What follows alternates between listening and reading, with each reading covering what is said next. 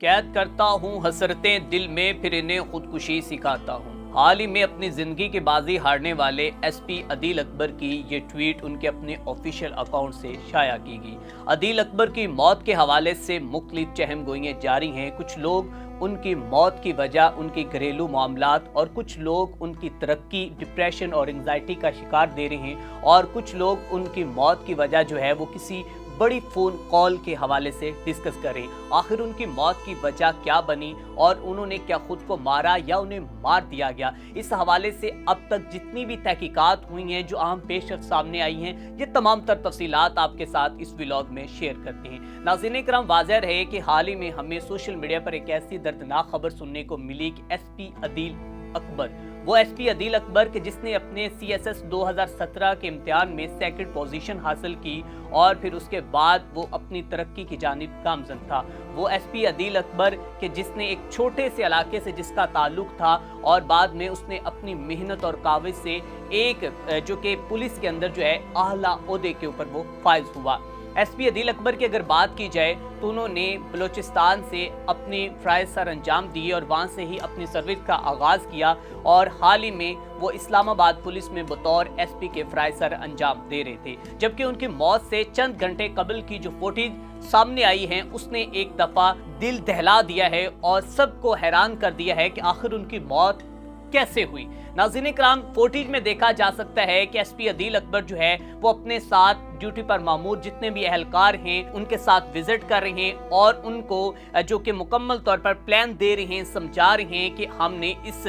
जो कि एरिया के अंदर किस तरह अपनी ड्यूटी के फ़राइज़ सर अंजाम देने हैं। उसके बाद वो वहाँ से निकलते हैं और मुबैना तौर पर बताया जाता है कि जब वो गाड़ी में जा रहे होते हैं तो रास्ते में उन्हें एक फ़ोन कॉल मौसूल होती है और उस फ़ोन कॉल को सुनने के बाद जैसे ही फ़ोन कॉल कट होती है उसके बाद वो अपने गन मैन से पिस्टल पकड़ते हैं और खुद को गोली मार लेते हैं। जबकि पहले तो ये सोशल मीडिया पर भी हमें चहम गोइयां नजर आई, अफवाहें नजर आई कि गोली उन्होंने अपने सीने के अंदर मारी, लेकिन जो पोस्टमार्टम रिपोर्ट है वो बड़ी हैरान कुन है। उसमें जो हकाइक सामने आए हैं वो बिल्कुल मुख्तलिफ हैं। वो क्या हकाइक हैं वो भी आपके साथ शेयर करते हैं। लेकिन एसपी अदील अकबर के हवाले से अगर बात की जाए तो एसपी अदील अकबर जो है इंतहाई जो कि फर्स्ट ऑफिसर थे और अपनी ड्यूटी पर वो इस कदर जो है वो अपने काम के साथ वो लगन के साथ अपने फ़राइज़ सर अंजाम दे रहे थे कि उनके बारे में बताया जाता है कि कुछ दिनों से वो डेंगू बुखार में भी मुब्तला थे, लेकिन इसके बावजूद जो है वो अपनी ड्यूटी के फ़राइज़ सर अंजाम दे रहे थे। और बताया जाता है कि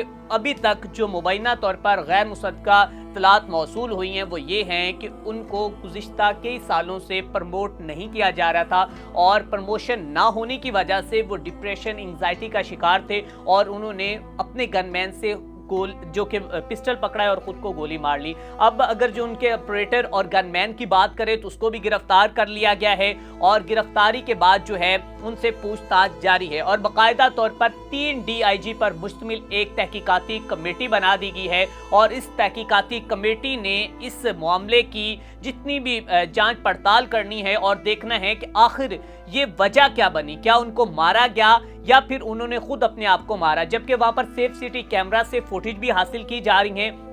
और इस हवाले से जो है अभी तक IG इस्लामाबाद जो कि हाल ही में उनके नमाज जनाजा में शरीक हुए और उनका नमाज जनाजा उनके आबाई गांव मुस्तफ़ाबाद और जो कि शहर कामुकी में अदा कर दिया गया है। अगर उनकी फैमिली की बात की जाए तो एक इंतहाई सुलझी हुई पढ़ी लिखी फैमिली है और उनकी एक बेटी और उनकी जो बेवा है, उनकी बीवी जो वो एक पढ़ी लिखी खातून है और अदील अकबर का जो ताल्लुक है एक बहुत ही अच्छे सुलझे हुए और पढ़े हुए घराने से है। लेकिन इसके बावजूद जो है वो बहुत से सवाल गर्दिश कर रहे हैं कि आखिर अदील अकबर की मौत हुई कैसे, उसने अपने आप को क्यों ख़त्म किया। लेकिन यहाँ पर जो उसके अपने ऑफिशियल ट्विटर अकाउंट से पोस्टें सामने आई हैं वो अब वाज़िया तौर पर जो कि लोगों की आंखें खोल रही हैं और कह रही हैं कि वो तो ना जाने कब से अपने हालात के बारे में लोगों को बता रहा था, लेकिन किसी ने भी उसको समझने की कोशिश नहीं की। अदील अकबर ने जो हालिया अपनी लास्ट आखिरी ट्वीट किया था, जो पोस्ट किया था, वो आपके साथ शेयर करता हूँ। 7 जनवरी 2024 को उन्होंने कहा कि हम फकीरों को कभी रास ना आया, ورنہ ہم نے پایا تھا مقدر تو سکندر جیسا. یہ ان کی آخری ٹویٹ تھی جبکہ وہ اس وقت بلوچستان میں تعینات تھے. اور اس کے ساتھ ساتھ اس کے نیچے وہ لکھتی ہیں کہ دھوکہ ایک فریب ہے، منزل کا ہر خیال، سچ پوچھئے تو سارا سفر واپسی کا ہے. اور اس میں وہ کافی جگہوں پر جو ہے وہ اپنا اشارہ دے رہے تھے کہ شاید وہ اس وقت اپنی زندگی میں مایوس ہو چکے ہیں اور اپنی زندگی میں وہ کسی چیز سے تنگ ہیں. لیکن وہ جبکہ ان کے جو عزیز و قارب دوستوں سے ابھی تک بات ہوئی ہے، وہ کہتے ہیں کہ جو ان کی ترقی کے حوالے سے جو معاملات ہیں وہ بھی کوئی سمجھ سے باہر ہے. انہوں نے ایک اور اپنی ٹویٹ کے اندر، ایک پوسٹ کے اندر جو ہے وہ اپنے جذبات وہ بتانا چاہ رہے تھے کہ ڈر لگدا ہے شاکر بارشاں تو اساں عارضی نقش دیواراں دے. پھر کہتے ہیں کہ جینا ہے 4 روز تو اے صاحب خرد، گہری نظر نہ ڈال قریب حیات پر. مطلب کہ ان کی اس طرح کی شاعری تھی، ان کے اس طرح کے ایکسپریشنز تھے، ان کے اس طرح کی فیلنگز تھی جو وہ لوگوں کے ساتھ شیئر کر رہے تھے. لیکن اس کے باوجود جو ہے وہ جو کہ یہ کبھی سامنے نہیں آ سکا کہ ان کو آخر وجہ کیا تھی. لیکن اگر بات کی جائے تو یہ نہ صرف عدیل اکبر تھے بلکہ اس سے پہلے ابرار نیکوکار، جان زیب اور اس کے بعد نبیہ سہیل، اور حال ہی میں ہمیں بلال پاشا کی موت جو نظر آئی وہ بھی بڑی دردناک تھی. جو کہ ان سول سرونٹ کے بارے میں کہا جاتا ہے کہ یہ اعلیٰ عہدوں پر فائز ہوتے ہیں. نہ جانے ان کی زندگیوں میں بظاہر جو ہے وہ باہر سے خوش و خرم نظر آنے والے اور زندگی کی تمام رنگینیوں میں اپنی لائف کو مست نظر آنے والے یہ لوگ اندر سے نہ جانے کتنے ہی ٹوٹ چکے ہوتے ہیں، اور وہ اپنی اس کیفیت کو اور اپنی اس درد کو وہ کسی کے ساتھ شیئر بھی کرنا مناسب نہیں سمجھتے. اگر بات کی جائے اس وقت عدیل اکبر کے حوالے سے، ان کی جو